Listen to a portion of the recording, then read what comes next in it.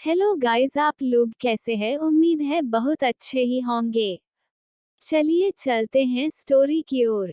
पिछले एपिसोड में आपने पढ़ा था कि अरमान अपनी कार से कहीं जा रहा था। अब आगे अरमान अपनी ब्लॉक मर्सिडीज बेंज की पिछली सीट पर बैठा लैपटॉप में कुछ काम कर रहा था। उसकी उंगलियां लगातार कीबोर्ड पर चल रही थी। रामू कार ड्राइव कराकर हेल के पास ले गया। जैसे ही कार खेल के पास आकर रुकी, रामू ने अरमान को देखकर कहा, अरमान सर, हम पहुंच चुके हैं। अरमान ने बस में हम जवाब दिया। गाड़ी से पिछली सीट का दरवाजा खोलकर अरमान बाहर निकला। जैसे ही अरमान ने अपने सामने देखा, सामने एक बड़ा सा पहले था। यह वह जगह थी जहां पर अरमान अपने साथ गद्दारी करने वाले लोगों को रखता था। ये पैलेस देखने में इतना डरावना था कि किसी के अंदर तक कांप जाए। बाहर से पूरा काले कलर का पेंट। अरमान अंदर की तरफ जाने लगा। गेट पर खड़े सिक्योरिटी गार्ड ने अरमान को सलाम किया। अरमान सबको इग्नोर करता हुआ अंदर की ओर चल दिया। तभी पीछे से उसका असिस्टेंट, जो कि करीब 20 साल का था, राहुल वर्मा, अरमान के पीछे पीछे आ गया। उसने अरमान से कहा, सर, हमने मल्होत्रा को पकड़ लिया है। हमने काफी टॉर्चर किया पर फिर भी वह अपना मुंह नहीं खोल रहा। अरमान ने राहुल की बात का कोई जवाब नहीं दिया और सीधा अंदर की तरफ जाने लगा। जैसे जैसे अरमान अंदर की तरफ जा रहा था, पैलेस के अंदर बने जेल में उसे कई लोग, पढ़े लिखे कुछ की हालत तो इतनी खराब थी कि शायद हो आज या कल पक्का मरने वाले थे। अरमान पैलेस के यानी कि हेल के सबसे लास्ट वाले रूम में गया, जहां पर एक आदमी चार से बंधा हुआ था। ये कोई और नहीं, मल्होत्रा था। मल्होत्रा अरमान की कंपनी, जो कि अरमान ने 6 साल की उम्र में शुरू की थी, एआर कॉर्पोरेशन, जो कि इंडिया की नंबर 1 कंपनी और एशिया के नंबर 3 कंपनी पर अभी आती थी। सिर्फ 9 साल की उम्र में अरमान की कंपनी दुनिया की नंबर 3 की कंपनी बन चुकी थी। उस कंपनी में मल्होत्रा एवं मैनेजर काम करता था। मल्होत्रा ने अरमान के डॉक्यूमेंट्स चुरा के उसके राइवल को बेच दिया, जिस वजह से अरमान के हाथ से एक बहुत बड़ी डील जाने वाली थी। पर अरमान ने अपनी सूझबूझ से वक्त पर एक नया प्रोजेक्ट बनाया और डील फाइनल कर ली, वरना अरमान को बहुत बड़ा नुकसान हो सकता था। अरमान को सब कुछ मंजूर था सिवाय धोखे के, और धोखेबाजों को अरमान मौत की सजा सुनाता था। मल्होत्रा ने जैसे ही अरमान को अपने सामने देखकर मल्होत्रा की बॉडी थर थर कांपने लगी, क्योंकि मल्होत्रा अच्छे से जानता था ये जो उसके सामने छोटा सा पिद्दी सा बच्चा खड़ा है, ये किसी राक्षस से कम नहीं है। अरमान अपने चेहरे पर एक smile with horns devil smile करते हुए मल्होत्रा के सामने जाकर चेयर पर पैर चढ़ा कर बैठ गया। अरमान ने मल्होत्रा की तरफ देखते हुए अपनी रोड वॉइस में कहा, तो मिस्टर राम मल्होत्रा, तुम्हें क्या लगा कि तुम मुझसे यानी कि अरमान राठौड़ से धोखाधड़ी करोगे और इतनी आसानी से बच जाओगे? अब तुम्हें पता चलेगा कि तुमने अपनी जिंदगी में कितनी बड़ी गलती कर दी। तो अब तुम्हारी जिंदगी का सबसे बुरा वक्त शुरू होता है। तुम्हें लग रहा होगा कि मैं तुम्हें मौत दूंगा, तो ये तुम बिल्कुल गलत समझ रहे हो। मैं तुम्हें ऐसी सजा दूंगा कि तुम मौत के लिए तरसोगे, पर तुम्हें मौत नसीब नहीं होगी। और मैं इस बात का अच्छे से ख्याल रखूंगा कि तुम मुझसे मौत देने के लिए भीख मांगोगे, पर मैं तुम्हें मौत दूंगा नहीं। ये सब कहने के बाद अरमान शैतानों की तरह हंसने लगा। अगर कोई अभी इस समय इस छोटे से मासूम से प्यारे से बच्चे को देखता तो विश्वास नहीं कर सकता था कि इतना पिद्दी सा बच्चा इतना ज्यादा खतरनाक और डरावना भी हो सकता है। अरमान के पीछे खड़ा अरमान का असिस्टेंट राहुल अरमान कितनी भयानक हंसी सुनकर डर गया, पर वह अच्छे से जानता था कि उसका बॉस इससे कहीं ज्यादा खतरनाक है। उसे तो ये सोचकर डर लग रहा था कि उसका बॉस सिर्फ इस उम्र में इतना खतरनाक है, आगे चलकर उसका बॉस कितना ज्यादा खतरनाक होगा। ये ख्याल आते ही राहुल अंतर तक कांप गया। अरमानी साइड में पड़ी एक गर्म सलाख उठाए और सीधा मल्होत्रा के आंखों में खूब डाली। मल्होत्रा की इतनी भयानक चीख गूंजी उसमें कि वहां पर खड़े सारे बॉडीगार्ड्स और सब डर गए। उन्हें अपनी आंखों पर यकीन नहीं हो रहा था कि इतना छोटा बच्चा इतना खतरनाक काम कर सकता है। पर यह सब करने के बाद भी अरमान के चेहरे पर ना कोई डर था ना कोई शिकन। ऐसा लग रहा था जैसे वह भी गुड्डा गुड़िया का खेल खेल रहा है। अरमान उतनी ही बेरहमी से वो सलाख मल्होत्रा के आंख से वापस खींचकर बाहर निकाली। वह जगह एक बार फिर मल्होत्रा की दर्दनाक चीख से गूंज उठी। सारे बॉडीगार्ड्स अपने बॉस की तरफ देख रहे थे जो कि उस खून लगी सलाख को घूर रहा था, पर उसके चेहरे पर अभी भी कोई इमोशन शो नहीं हो रहा था।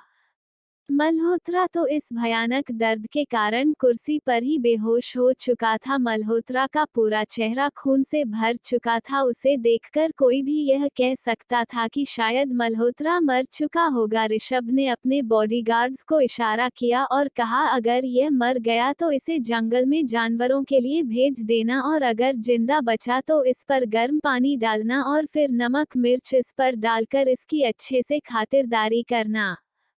इतना कहकर अरमान स्टाइल से अपनी चेयर से खड़ा हुआ और बाहर की तरफ चल दिया। राहुल की भी उसके पीछे पीछे चल दिया।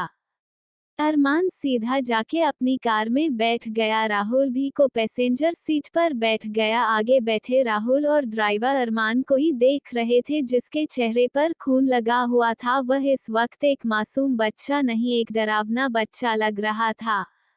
पर उन दोनों की अरमान को कुछ कहने की हिम्मत नहीं थी। वह चुपचाप अपनी जगह पर बैठे हुए थे। अरमान ने टिश्यू बॉक्स में से क्यों निकाला और अपना चेहरा पहुंच डाला। चेहरा साफ होने के बाद अरमान फिर से वही क्यूट सा प्यारा सा बच्चा लग रहा था, पर बिना इमोशन के उसके चेहरे पर अभी भी कोई इमोशन शो नहीं हो रहा था। अरमान ने अपना लैपटॉप निकाला और चुपचाप कीबोर्ड पर अपनी उंगलियां चलाकर अपना काम करने लगा।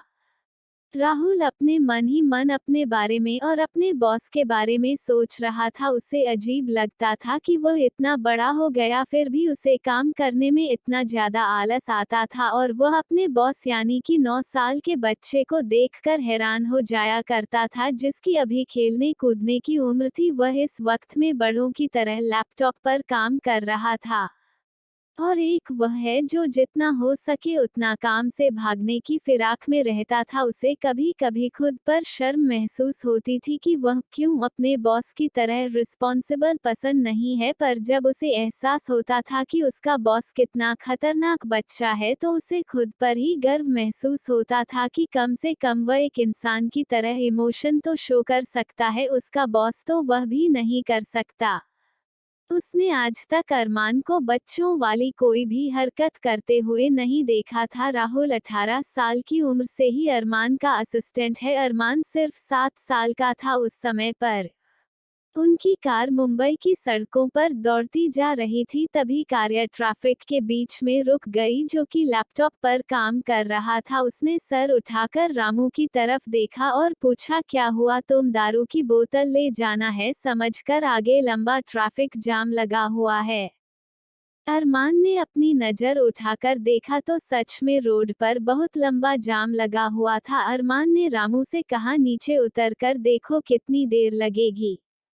रामू ने नीचे उतरकर देखा तो सड़क पर एक लड़के का एक्सीडेंट हुआ था, इस वजह से इतना लंबा जाम लगा हुआ था। ट्रैफिक इतना लंबा था कि कम से कम 1 घंटा तो लग ही जाने वाला था। रामू ने अरमान को जाकर कहा, सर ट्रैफिक बहुत लंबा है, वहां पर एक लड़के का एक्सीडेंट हुआ है जिस वजह से कम यहां पर हमें निकलने में 1 घंटा तो लगेगा ही। अरमान ने गुड़कर रामू की तरफ देखा। रामू ने अपनी नजरें झुका ली जैसे कह रहा हो अब मैं क्या करूं। अरमान में आसपास नजर घुमाकर देखा, उससे साइड में एक कैफेटेरिया दिखाई दिया। अरमान ने रामू से कहा, मैं उस कैफेटेरिया में हूं, जब ट्रैफिक क्लियर हो जाए मुझे आवाज लगा देना। रामू ने हाँ में सर हिला दिया। अरमान और राहुल कार से बाहर निकलकर उस कैफे में चले गए। काफी ज्यादा बड़ा तो नहीं था पर क्लीन था। अरमान और राहुल जाकर एक टेबल पर बैठ गए। अरमान ने अपना लैपटॉप लिया और काम करने लगा। राहुल भी अपने मोबाइल में कुछ इम्पोर्टेंट मेल्स चेक करने लगा। तभी उसका पे में एक प्यारी सी आवाज मुझे जो चाहते हुए कह रही थी, दादू हमें चोकोबार, वनीला और स्ट्रॉबेरी ये तीनों आइसक्रीम खानी है। अरमान ने जब इतनी मीठी आवाज सुनी तो उसने अपना लैपटॉप से सर ऊपर करके साइड में घूम के देखा कि आवाज कहाँ से आ रही है। तभी उसकी नजर एक टेबल पर गई जहाँ पर एक बूढ़ा आदमी और एक छोटी सी बच्ची जिसने ब्लू कलर की फ्रॉक, ब्लू कलर का हेयर बैंड, ब्लू कलर के जूते, हाथों में ब्रेसलेट, वह इतनी सुंदर लग रही थी, बिल्कुल प्रिंसेस की तरह। वह उस बूढ़े आदमी का हाथ पकड़कर कह रही थी। वह बूढ़ा आदमी हंसते हुए कह रहा था, हाँ मेरी प्रिंसेस को जो चाहिए वह हम लेकर देंगे। उस छोटी बच्ची ने चाहते हुए कहा, सच्ची दादू? उस बूढ़े आदमी ने हंसते हुए कहा, हाँ मेरी गुड़िया। जी हाँ, आप लोगों ने सही सोचा, ये कोई और नहीं हमारी कहानी की हीरोइन यानी कि हमारी सुकून है और उसके साथ उसके दादाजी जनार्दन कपूर है। ये लोग भी ट्रैफिक में फंसे होने के कारण यहाँ पर कैफे में वेट करने के लिए ही आए हुए हैं। अरमान बस सुकून की मीठी सी आवाज में ही खो गया। वह लगातार सुकून की हरकतें नोटिस कर रहा था जो पूरे अपने चेहरे पर आइसक्रीम लगा लगा कर खा रही थी। इनफैक्ट खा कम और लगा ज्यादा रही थी। और जनार्दन जी टिश्यू पेपर से उसका मुंह बार बार साफ कर रहे थे। जब सुकून का पेट भर गया उसने अपनी क्यूट बनी आइज बार बार झपकाते हुए अपना मासूम सा पप्पी फेस बनाते हुए अपने दादू की तरफ देखा और कहा, दादू हमारा पेट भर गया। जनार्दन जी ने हंसते हुए कहा, प्रिंसेस आपने खाया कम और गिराया गया तो आपका पेट कैसे भर गया? ये कहकर उन्होंने सुकून के पेट पर गुदगुदी कर दे। सुकून खिलखिलाकर हंसने लगी। उसकी हंसी इतनी मीठी थी कि उसका पे में बैठे सभी लोग सुकून की तरफ देख रहे थे। उन्होंने देखा वह बच्चे किसी प्रिंसेस से कम नहीं लग रही थी। इतनी खूबसूरत बच्ची उन्होंने आज तक नहीं देखी थी।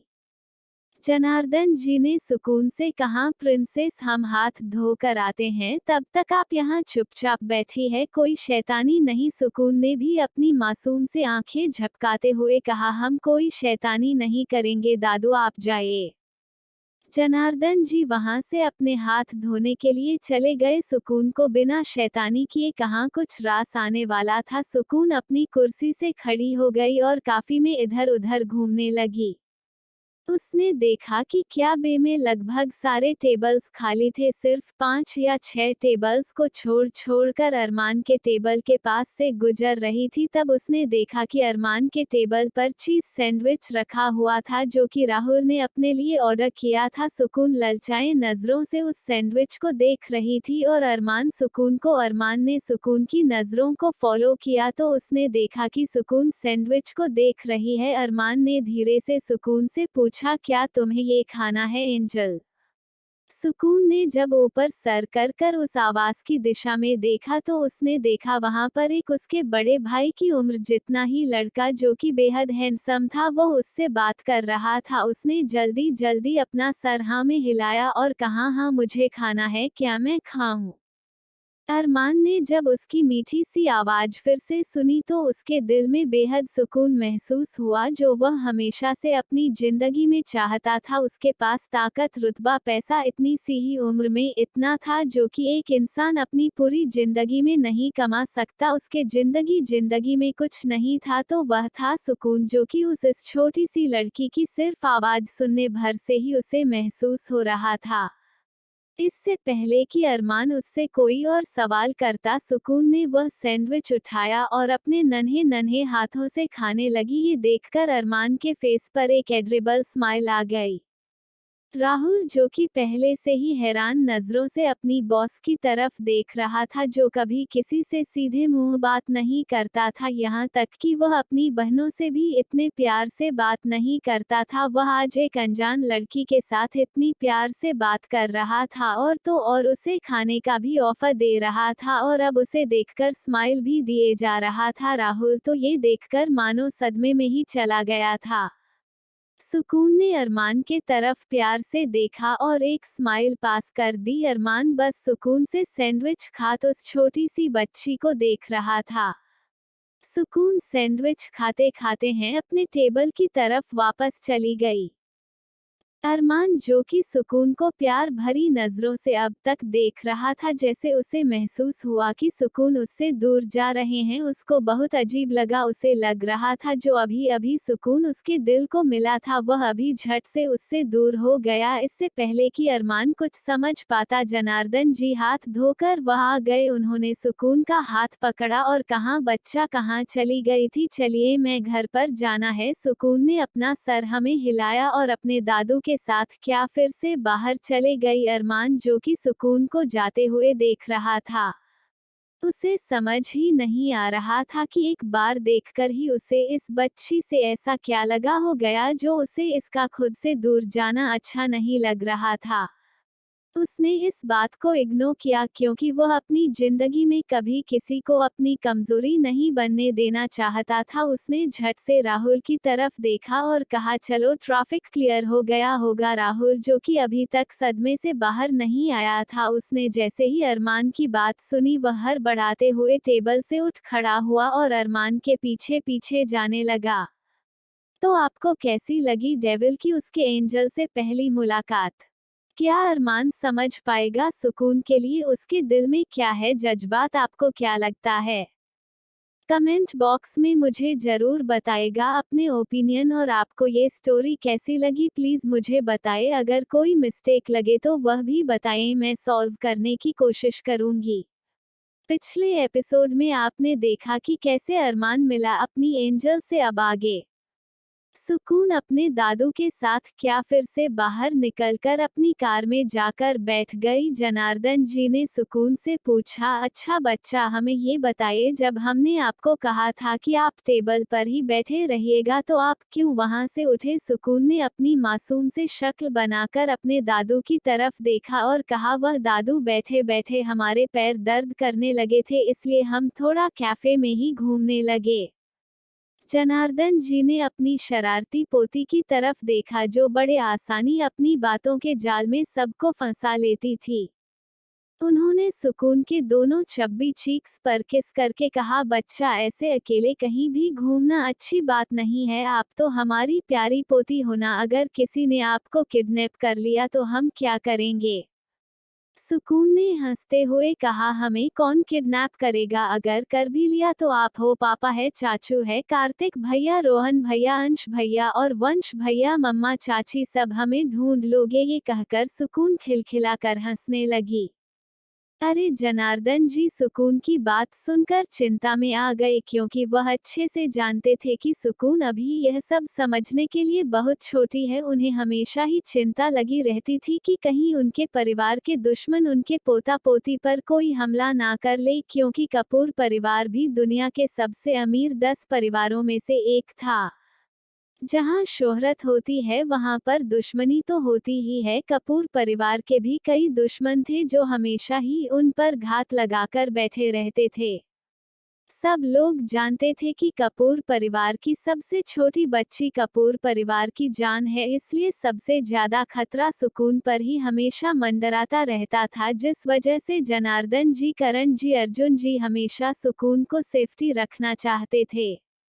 सुकून को बेवजह कभी घर से बाहर नहीं ले जाया करते थे। आज जनार्दन जी सुकून को इस वजह से अपने साथ ले आए थे क्योंकि सुकून बहुत ज्यादा जिद कर रही थी बाहर जाने की।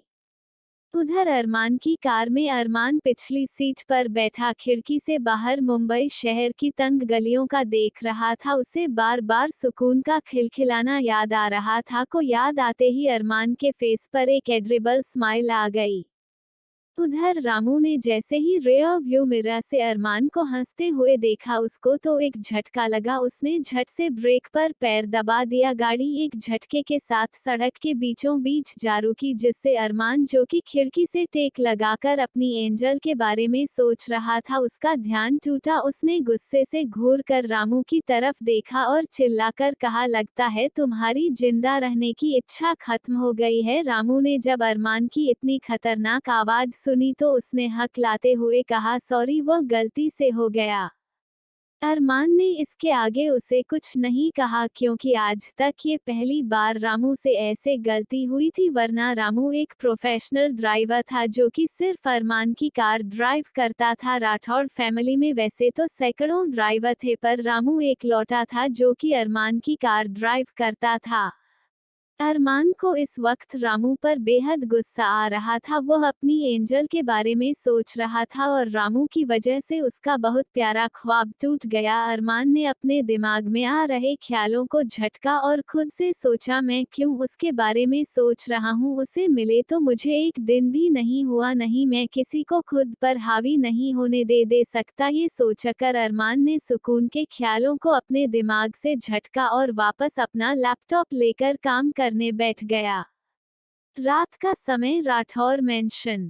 डिनर का टाइम हो चुका था। डाइनिंग टेबल पर सब मौजूद थे। हेड चेयर पर अशोक राठौर बैठे हुए थे। उनके राइट साइड पर उनकी पत्नी सीता राठौर, उनके लेफ्ट साइड पर उनका बड़ा बेटा ओम राठौर, ओम के साइड में उनकी पत्नी साक्षी राठौर, सीता जी की साइड में कबीर राठौर, कबीर के साइड में कबीर की पत्नी आरती राठौर, आरती के साइड में मनन राठौर, मनन के साइड में ममता राठौर, ममता के साइड में अनन्या राठौर, अनन्या के साइड में आरजू राठौर, इधर साक्षी की साइड में रेहान और राहिल, रेहान की साइड में आहिल। अब बस हेड चेयर के सामने वाली दूसरी है। हेड चेयर खाल थी, वह चेयर और किसी के लिए नहीं, हमारे अरमान के लिए थी।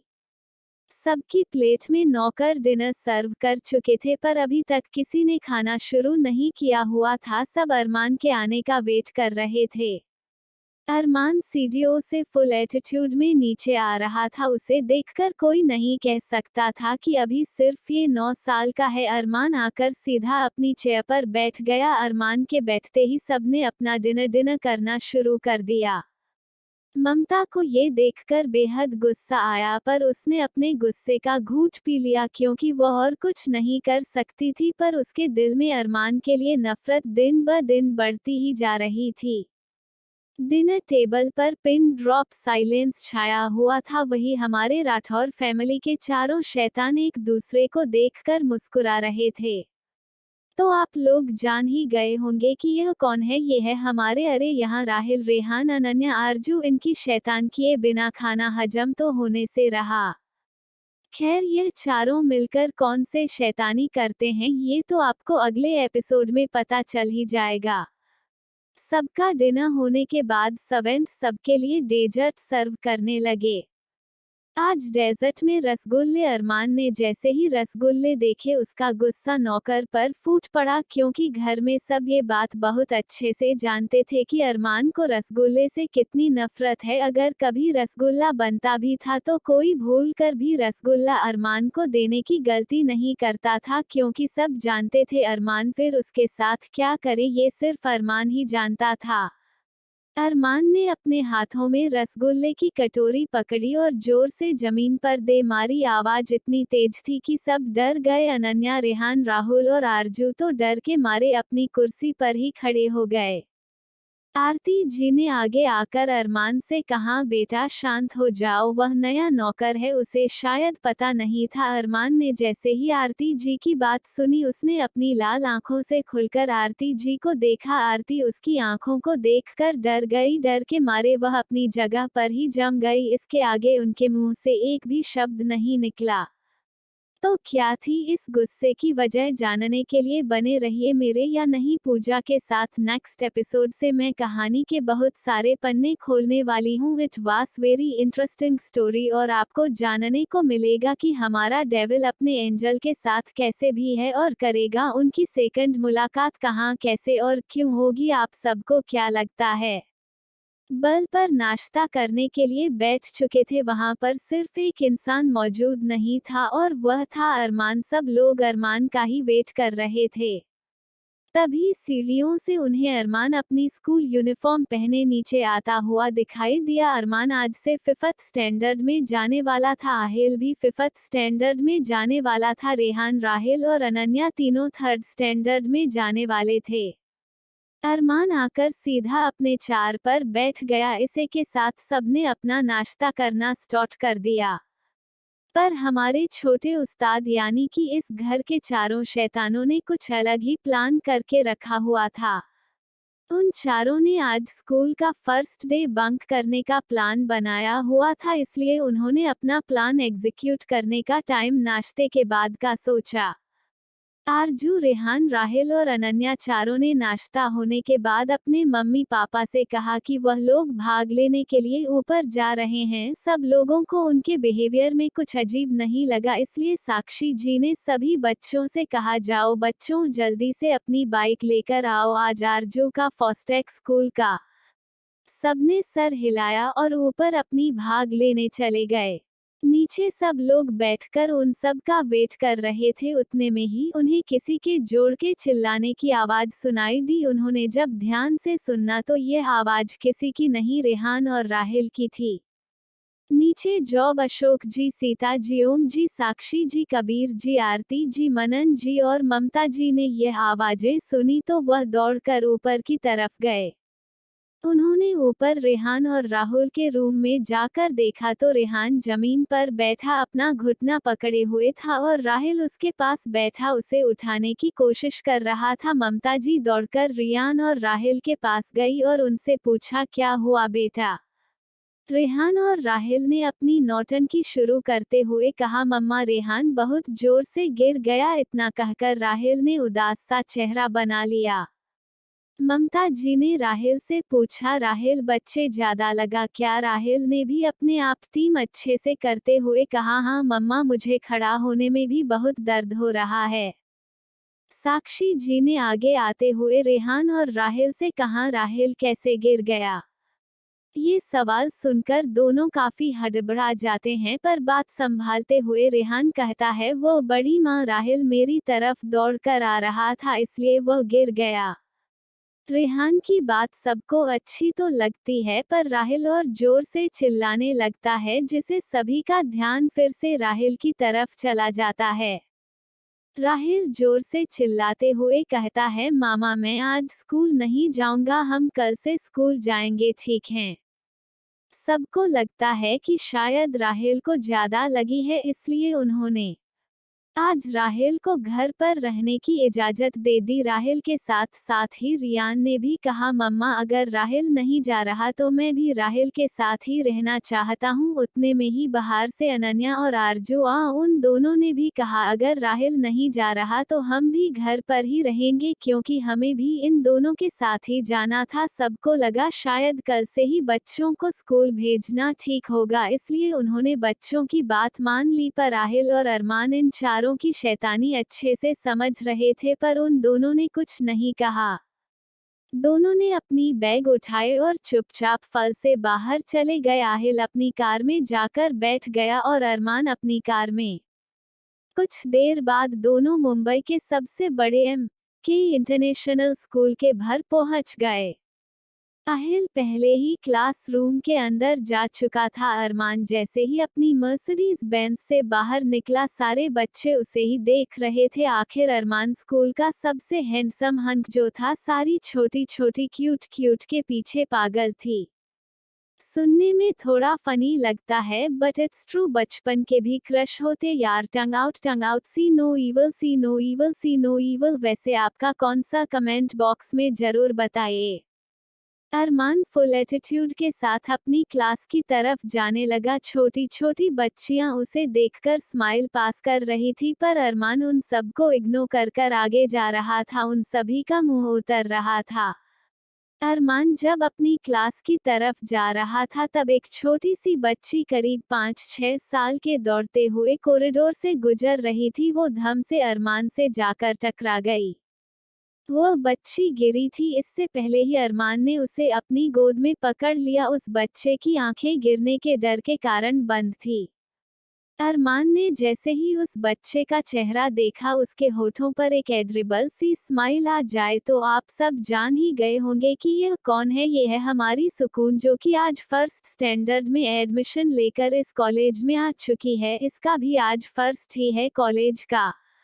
सुकून को लगा कि वो गिरी नहीं तो उसने अपनी आंखें खोलकर देखा तो कल वाला ही हैंडसम लड़का उसके सामने खड़ा था। उसने उसे एक क्यूट सी स्माइल पास कर दी और खड़ी होकर कहा, थैंक यू हमें बचाने के लिए, वरना सुकून को चोट लग जाती। और आपको पता है सुकून को जब चोट लगती है तो सुकून की मम्मा सुकून को बहुत डांटती है।